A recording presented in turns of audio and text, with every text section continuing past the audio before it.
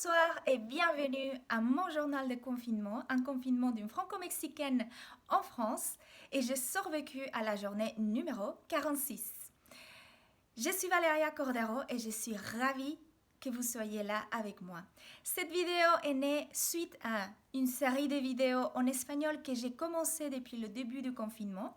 Donc il y en a 45 vidéos en espagnol que si vous êtes bon en espagnol, je vous invite à les regarder dans mes réseaux sociaux, sur Facebook ou sur Instagram ou sur YouTube.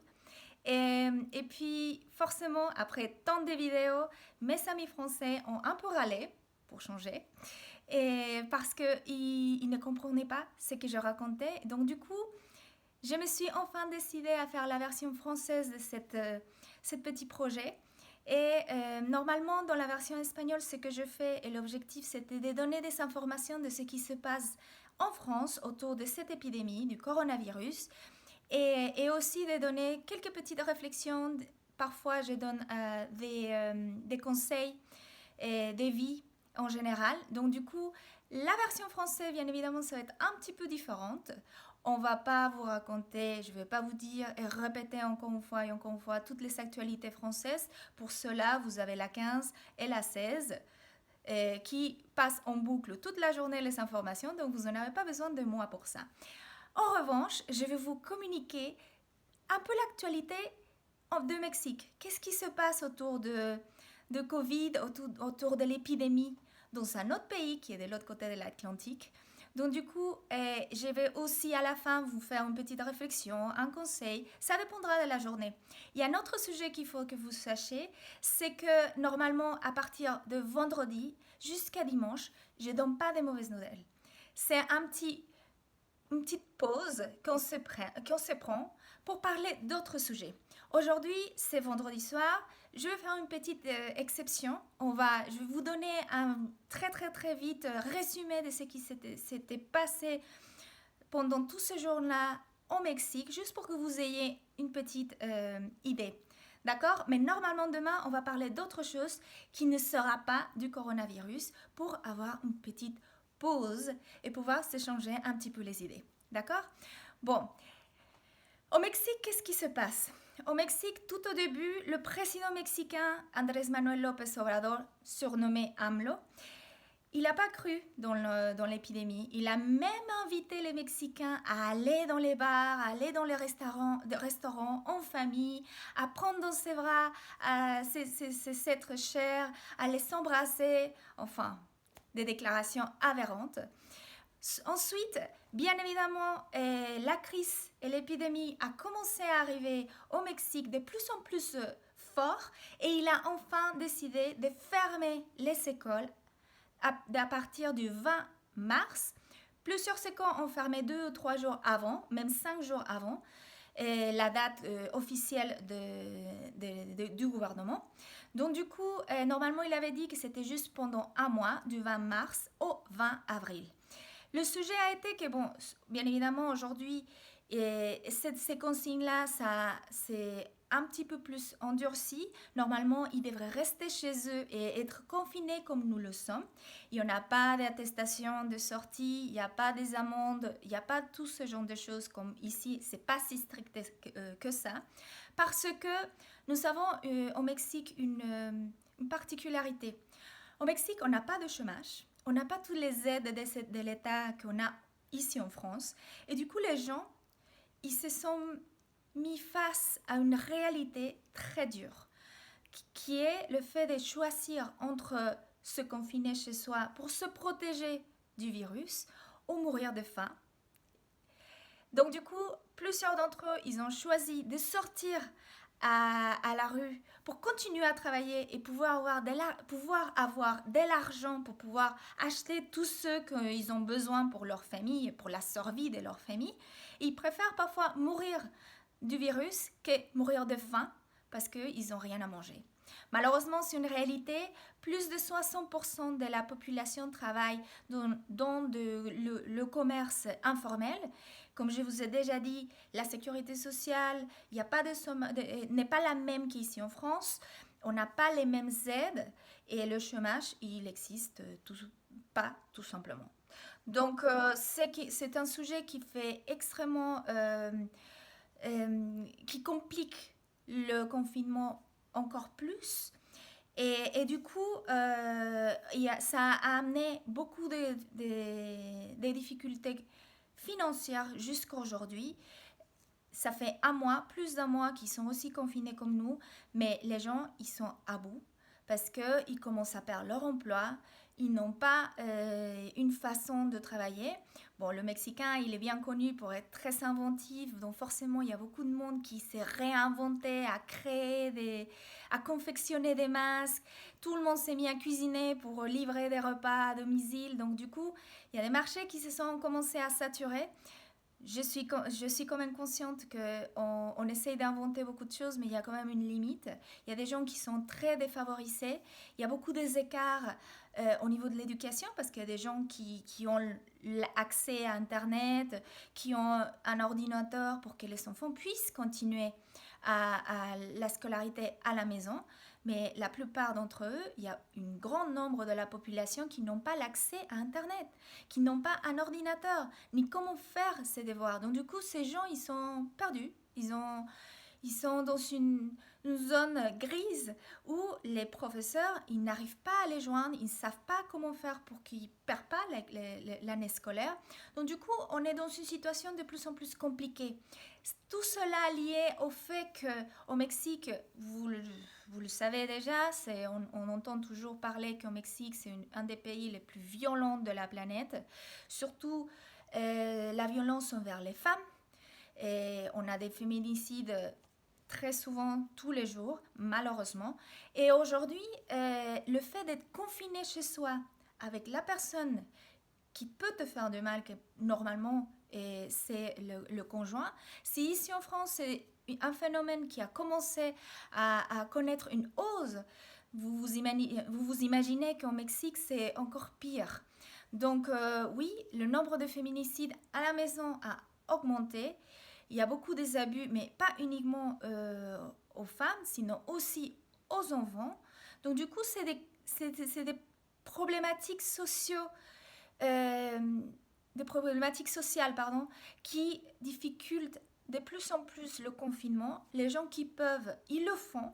Le problème aussi a été que la plupart, comme le président ne croyait pas à la pandémie, il y a beaucoup d'ignorance au Mexique et les gens continuent à ne pas croire, continuer il y a quelques semaines à aller dans les plages.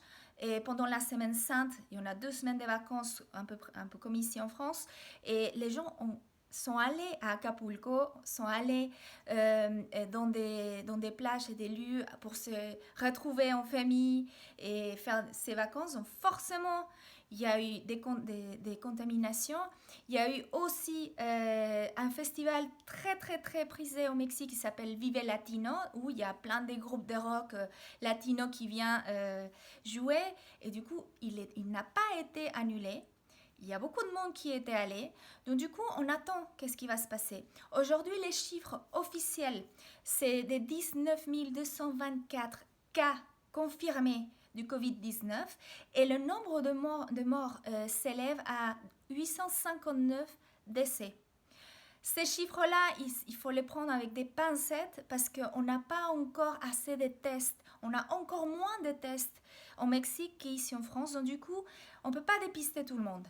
Et la bonne nouvelle, c'est que tout le conseil scientifique dans les universités publiques, les universités privées, les hôpitaux publics, ils sont vraiment très très très engagés pour trouver des nouveaux tests de dépistage, nos propres tests de dépistage à la mexicaine. Ils sont aussi sont très engagés à trouver le vaccin qui puisse aider à immuniser toute la population. Donc du coup, le conseil, toutes les scientifiques au Mexique sont en train de faire tout ce qu'ils peuvent pour pouvoir aider à sortir le pays de cette pandémie. Donc du coup, c'est quelque chose d'assez encourageant. Je suis extrêmement fière de ces gens qui ne demandent rien aux chercheurs et aux médecins européens. C'est des gens extrêmement bien qualifiés et qui ont largement le niveau de pouvoir pouvoir sortir de tout cela avec beaucoup d'encouragement et des bons résultats. Bon, je pense qu'aujourd'hui, la dernière chose dans laquelle je vais vous parler, c'est un petit peu de moi, parce que c'est aussi la même chose que je vais dire dans l'autre vidéo. Je vais parler en plus un peu du 1er mai. Mais bon, je pense qu'il est déjà assez long parce que je vous ai donné un peu toute l'historique de Mexique qui s'était passé en plus de 45 jours. Donc, du coup, c'est pas évident de faire ça dans une petite vidéo. Donc, du coup, aujourd'hui, ce que je vais vous raconter, c'est un petit peu de moi. J'ai pas l'habitude de faire ça. Mais je pense que c'est important vu que je suis en train de switcher dans deux langues en faisant mes vidéos en français pour le public francophone et en espagnol pour le public hispanophone. Donc c'est important de savoir un petit peu de mon histoire. Moi, je suis mexicaine de naissance et j'ai vécu au Mexique, à Mexico, la grande ville de Mexico, pendant 25 ans. J'ai rencontré un Français. Je me suis mariée avec lui, j'ai eu une jolie petite fille et à cause de la crise de 2008, on a été contraints de rentrer en France. Quand je suis arrivée en France, je ne parlais pas un mot de français et j'ai appris le français grâce à ma belle-mère qui a été extraordinaire avec moi et extrêmement patiente et qui a un vocabulaire et une façon de s'exprimer juste exquise. Donc du coup, ça a été mon premier défi ici en France. Ensuite, j'ai fait un cursus à l'université de Rouen, à Rouen Business School. Maintenant, ça s'appelle Newman Business School. Je fais un MBA.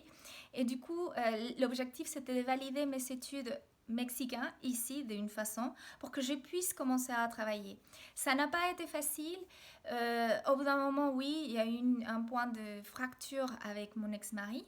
Mais ne vous inquiétez pas, hein, on est très très copains aujourd'hui et ça se passe très bien. Donc du coup, bon, ça n'a pas été facile les dernières années, mais j'ai beaucoup appris.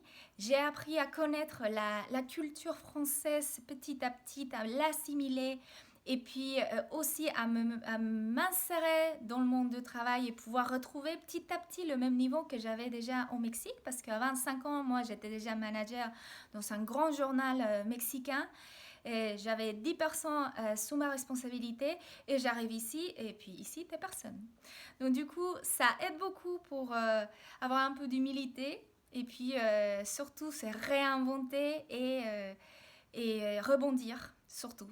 Donc j'ai eu beaucoup de soutien de la part de mon ex-compagnon et puis je l'ai toujours, hein, et avec lui et avec toute sa famille. Donc du coup, aujourd'hui j'ai réussi à faire ma vie avec plein de personnes très très très riches en connaissances, en culture, de différentes cultures, différentes nationalités. Et ces pays-là, c'est aujourd'hui le mien. Je suis officiellement française depuis déjà 2 ans. Et pardon, j'ai un peu de mal avec la prononciation des 2 ans. Voilà. Et du coup, je suis fière d'être française, comme je suis aussi fière d'être mexicaine en même temps. Et la France, c'est un pays que j'adore et que je respecte et dans lequel j'essaye de donner le mieux de mon possible pour pouvoir participer de façon positive au bon déroulement de cette nation. Je suis une personne atypique, on va dire. Je suis extrêmement écologique, donc du coup, vous n'allez pas être surpris si vous voyez des vidéos zéro déchet, des vidéos vegan, des vidéos sans gluten, parce que je suis cœliaque. J'en ai fait une vidéo en espagnol à ce sujet-là. Peut-être que je referai la version française dans les prochains jours.